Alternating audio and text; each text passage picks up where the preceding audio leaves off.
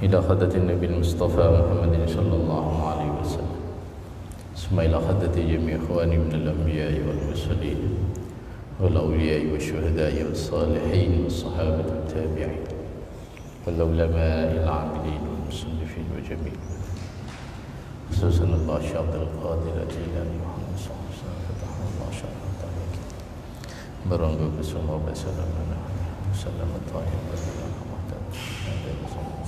سبيلا إلى خدة ما سجلنا والحديث مستنفع، ونخص خصوصا مشايخنا ومشايخكم وإلى خدة مؤلفها. الفاتحة. أعوذ بالله من الشيطان الرجيم. بسم الله الرحمن الرحيم. الحمد لله رب العالمين الرحمن الرحيم مالك يوم الدين إياك نعبد وإياك نستعين اهدنا الصراط المستقيم صراط الذين أنعمت عليهم غير المغضوب عليهم ولا الضالين. رب اغفر لي ولوالدي وللمؤمنين آمين. بسم الله الرحمن الرحيم. الحمد لله رب العالمين، الصلاة والسلام على نبينا محمد وعلى آله وصحبه أجمعين. أما بعد. Alhamdulillah para jamaah salat zuhur, Bapak Ibu yang dimuliakan oleh Allah Subhanahu wa taala. Pada siang ini kita melanjutkan kajian rutin yaitu kitab Ar-Risalah Al-Jami'ah, kemudian disarai oleh Al-Imam An-Nawawi yang dinamakan Bahjatul Wasail. Kita masuk di halaman 21. Di halaman 21. Wa hifdzul qalbi minal ma'asi. Yang buka kitabipun sampun nggih tengah-tengah sebelah pinggir. Wa hifdzul qalbi minal ma'asi wajibun ala kulli muslimin. Pun nggih. Bismillahirrahmanirrahim. Tema ini tema besar setelah kita melewati dua tema sebelumnya. Jadi kalau panjenengan mengikuti kajian ini dari awal, kitab ini di awal mengupas tentang tauhid. Yang kedua mengupas tentang fikih. Kemarin kita mengupas terakhir tentang fikih haji. Baru kemudian ini masuk urusan akhlak, urusan hati, urusan aktivitas kita. Jadi beliau ini pengarangnya ini benar-benar supaya kita dapat tiga-tiganya. Tauhid dapat, fikih dapat, kemudian menjaga hati, menjaga fisik untuk tidak bermaksiat juga dapatlah. Kita akan mengawali urusan hati dulu. Bismillahirrahmanirrahim. Wa hifdzul qalbi utawi jogo ati minal ma'asi saking pira-pira maksiat iku wajibun, hukume wajib ala kulli muslimin ing atase saben-saben wong Islam. Lane wa kadza lan iku kaya dene mengkono-mengkono hifdzul qalbi, hifdzul a'dha'i utawi jaga pira-pira anggota tubuh as-sab'ati kang pitu fardhu ainin iku uga fardhu ain ala kulli muslimin ing atase saben-saben wong Islam. Jadi poin pertama kajian kita pada siang hari ini adalah urusan hati. Kita tidak cukup sholat, tidak cukup zakat, tidak cukup puasa, tidak cukup haji, tetapi semua aktivitas itu harus dijaga dari maksiat-maksiatnya hati. Maka dalam hadis Rasulullah Shallallahu Alaihi Wasallam kita diingatkan betul tentang ala wa inna fil jasadi mudghah. Idza saluhat saluhal jasadu kullu wa idza fasadat fasada jasadu kullu. Ala wahiyal qalbu. Jadi ini hati benar-benar menjadi poin utama atau menjadi hal yang sangat pokok dalam kaitannya dengan aktivitas kita. Kalau contoh agen nih, orang sering kadang umpama ini kenapa kok terjadi yang namanya pencurian? Kenapa kok terjadi contoh kecil pencurian? Maka sebenarnya ini ada kaitan dengan hati, yaitu terlalu yang namanya cinta terhadap dunia. Sehingga karena cinta terhadap dunia, dia sudah tidak melihat ini halal apa haram. Dan munculnya aktivitas jelek itu diawali dari buruknya hati. Maka kenapa kok hati itu benar-benar ditekankan oleh mu'allif, jagalah hati dalam segala kemaksiatan karena itu hukumnya wajib. Ibaratnya Pak, kita ini punya mobil, casing mau dibentuk sebagus apapun, kalau kemudian mesinnya rusak, itu tidak akan jalan. Sama, manusia juga sama. Jangan kemudian memoles amalan atau memoles diri kita yang tampak, yang perbuatan kita yang tampak, tetapi hati kita tidak ditata. Wa kadza hifdzul a'dha'i sab'ati fardhu 'ainin 'ala kulli muslimin. Begitu juga tubuh ini harus dijaga. Ada berapa? Ada 7 yang harus dijaga. Pertama adalah al-lisan, mulut. Kemudian al-udhun, telinga. Al-ain, mata. Al-yad, tangan. Wal-rijl, kaki. Wal-batan, perut.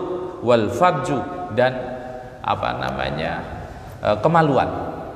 Jadi sumber penyakit ini dari 7 ini.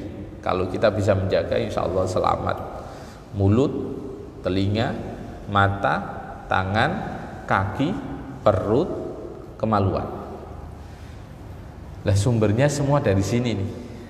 Wong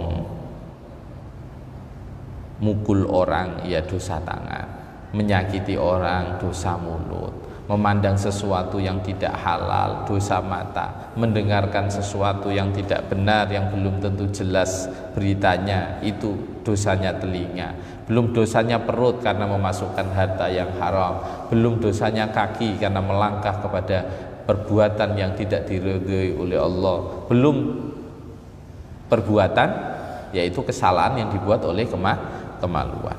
Maka kalau kita pahami ini, para jamaah yang dimuliakan oleh Allah Subhanahu wa ta'ala, maka kita paham betul bahwa ketika seseorang mampu menjaga hati dan fisiknya dari melakukan kemaksiatan kepada Allah, maka dia adalah menjadi orang yang selamat. Kita ingat betul di dalam Al-Quran diterangkan, yauma tashhadu alaihim alsinatuhum wa aydihim wa arjuluhum bima kanu yaksibun.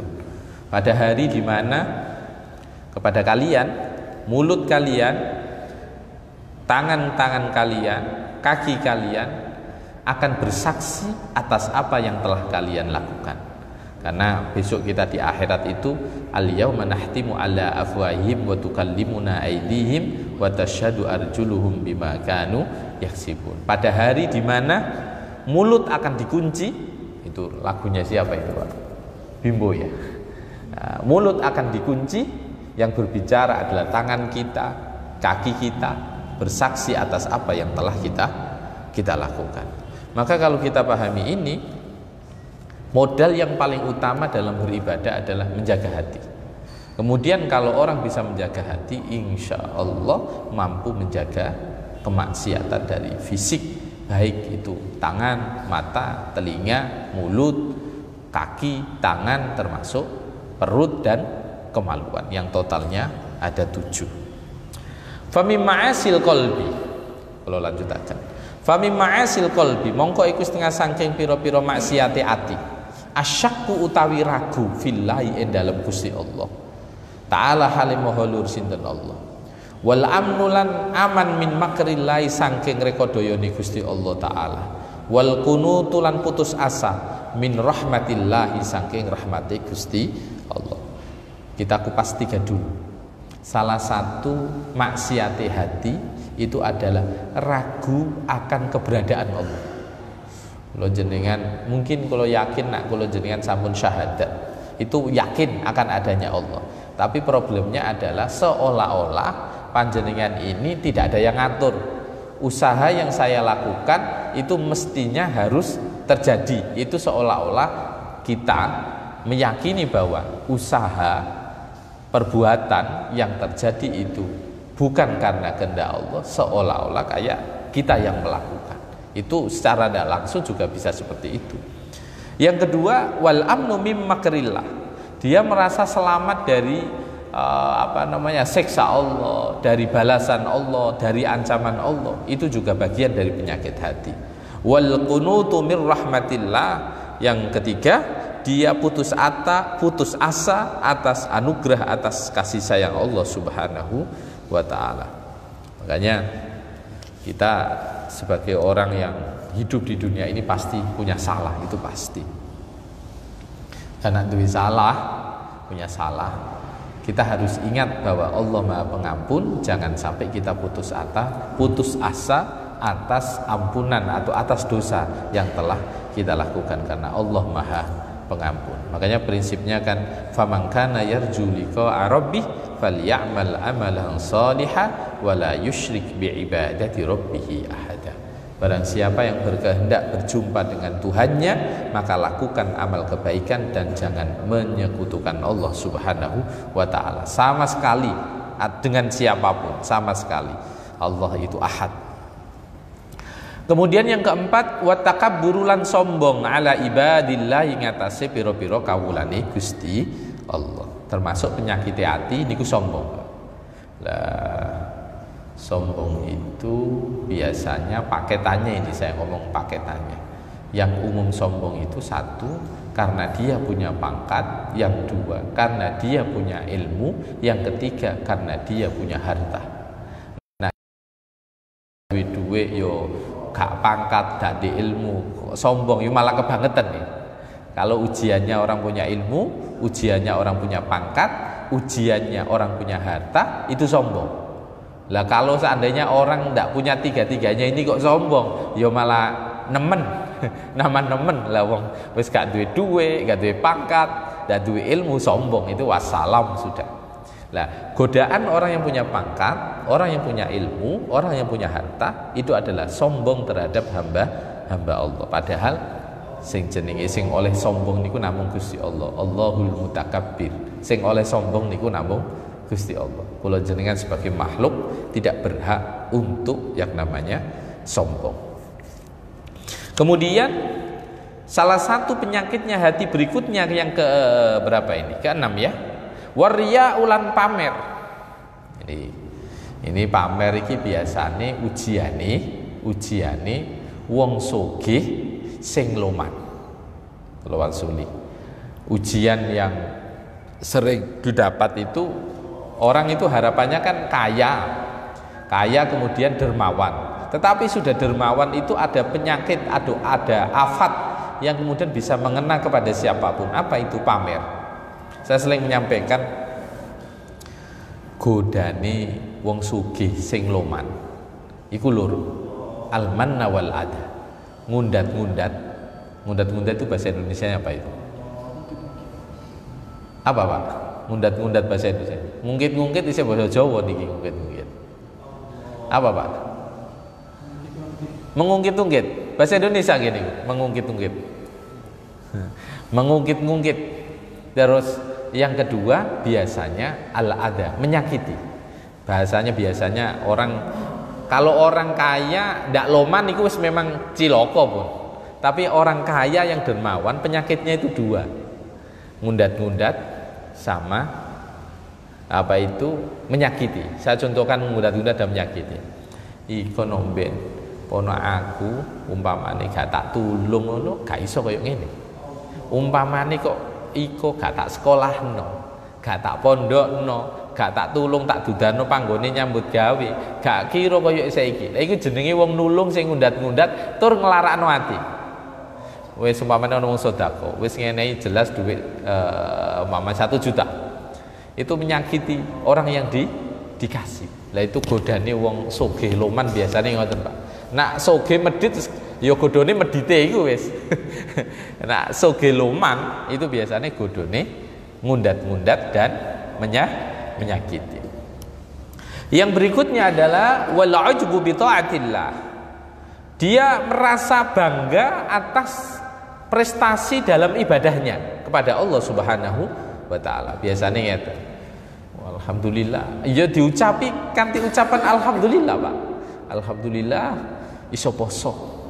Rumongso ketika dia bisa berpuasa, entah itu puasa Senin Kemis, puasa Daud, puasa Ayyamul Bid, mau puasa apapun, puasa sunnah, kemudian melihat orang-orang yang tidak berpuasa dianggap remeh, dan dia bangga terhadap keberhasilan karena berhasil puasa.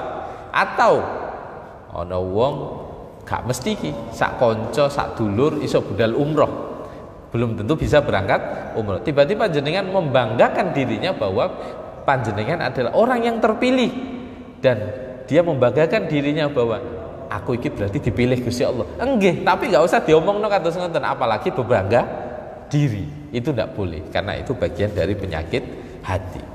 Wal hasadu wal hifdu ala ibadillah, termasuk hasud, dengki, nggih, itu juga bagian dari penyakit hati. Nah, di sini disebutkan apa itu hasud. Al-hiqd itu apa artinya?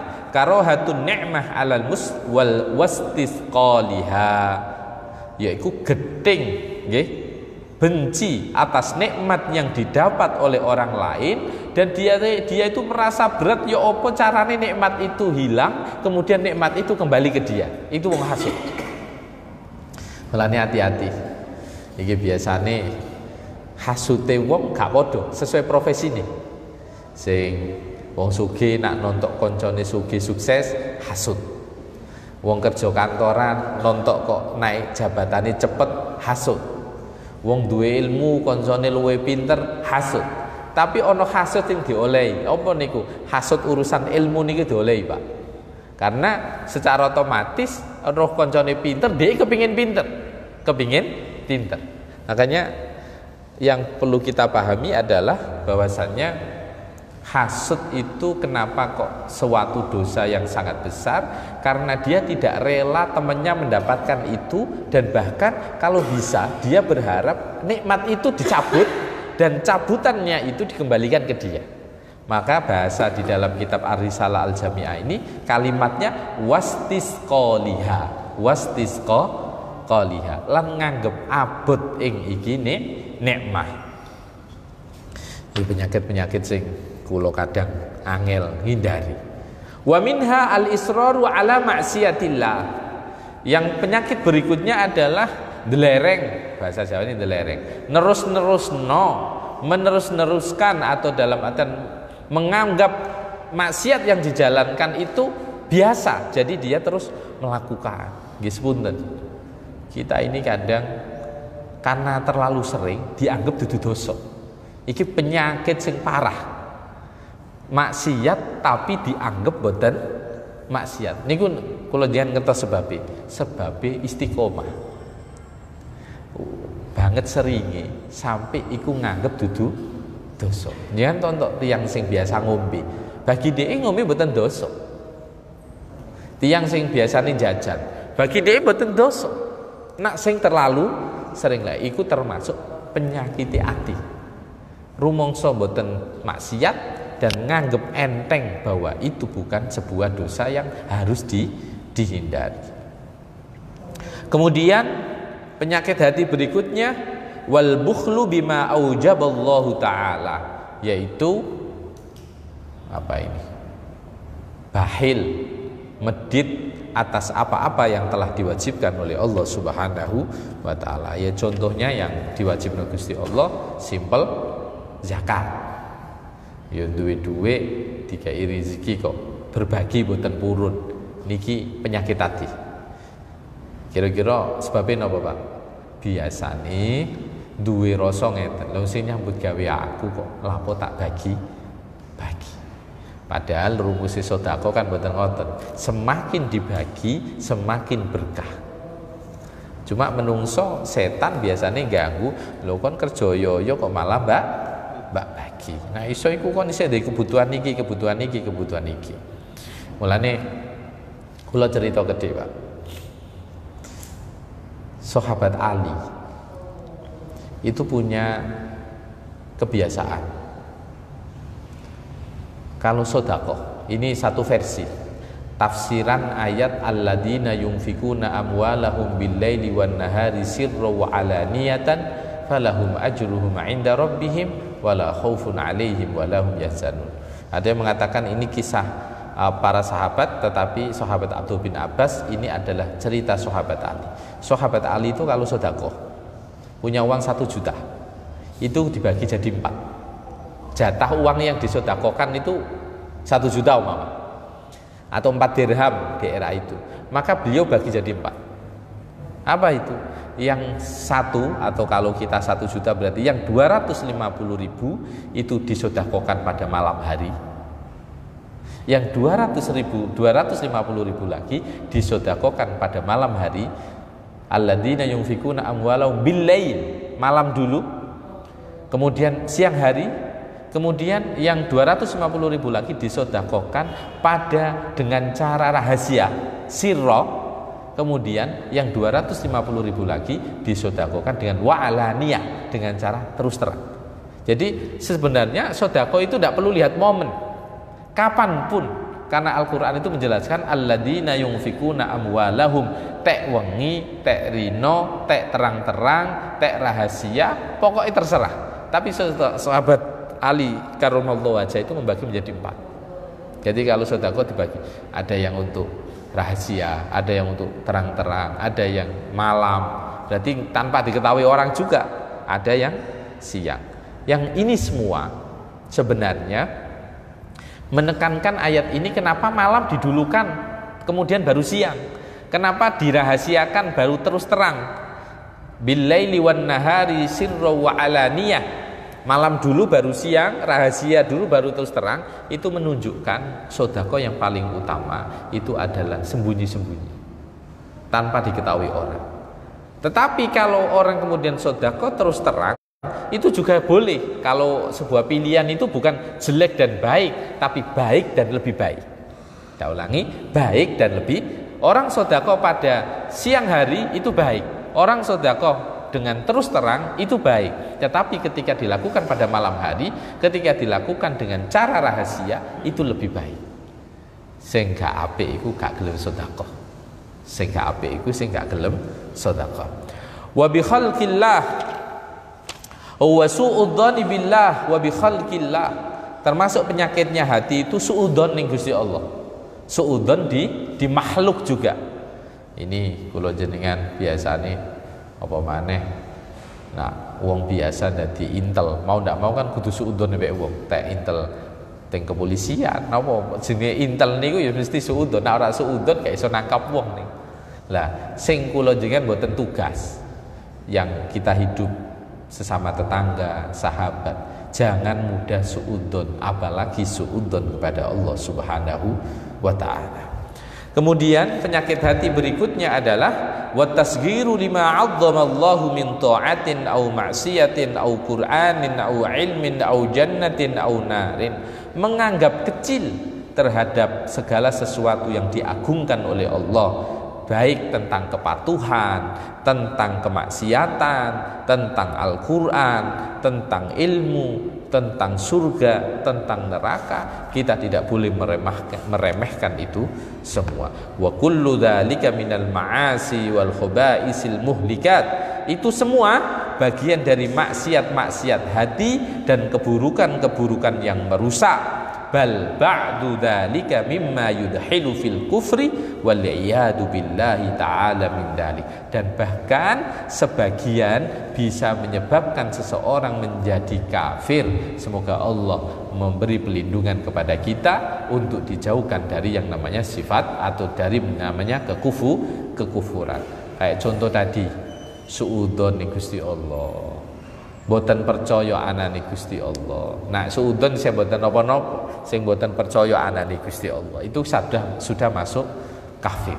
Maka kalau kita pahami ini semua, para jamaah yang muliakan oleh Allah Subhanahu wa taala, penyakit hati macam-macam. Tadi kalau di total lebih dari 10, lebih dari itu. Intinya kita jangan sampai hanya berhias untuk fisik kita, tetapi hati kita perlu dibersihkan. Ya cara wong di mobil ngoten sing dipoles aja bodine tok, mesine ya kudu diservis. Kita tahu kan, lawang mesin, bagian mesin gitu, itu kalau kita buka kotornya luar biasa, padahal fisiknya bersihnya kayak gitu. Maka semakin kita biarkan, semakin itu menumpuk, semakin tebal. Kalau ibarat kaca, maka kaca itu semakin tidak bisa dipakai untuk melihat diri kita sendiri. Makanya kemudian ada satu ungkapan, yaitu man arufa nafsah faqad arufa rabbah. Itu ada hadis qudsi kalau tidak salah. Siapa yang tahu dirinya, maka dia akan tahu Tuhannya. Apa itu? Berarti jernihnya hati itu mampu mempengaruhi kedekatan kita kepada Allah Subhanahu wa ta'ala. Semoga apa yang kita kaji pada siang hari ini diridhoi oleh Allah Subhanahu wa ta'ala. Insyaallah di pertemuan 2 minggu ke depan kita akan mengupas, kalau ini tadi mengupas keburukan hati, besok kita akan mengupas tentang baiknya hati. Apa saja yang bisa kita lakukan. Insyaallah ini kita sudah enggak mengupas fikih lagi, karena kita sudah bahas akhlak, bahas etika. Wallahu a'lam bissawab. Al-Fatihah. A'udzubillahi minasyaitonir rajim. Bismillah. Alhamdulillahirabbil alamin arrahmanir rahim. Iyyaka na'budu wa iyyaka nasta'in. Shiratal ladzina an'amta 'alaihim. Assalamualaikum warahmatullahi wabarakatuh.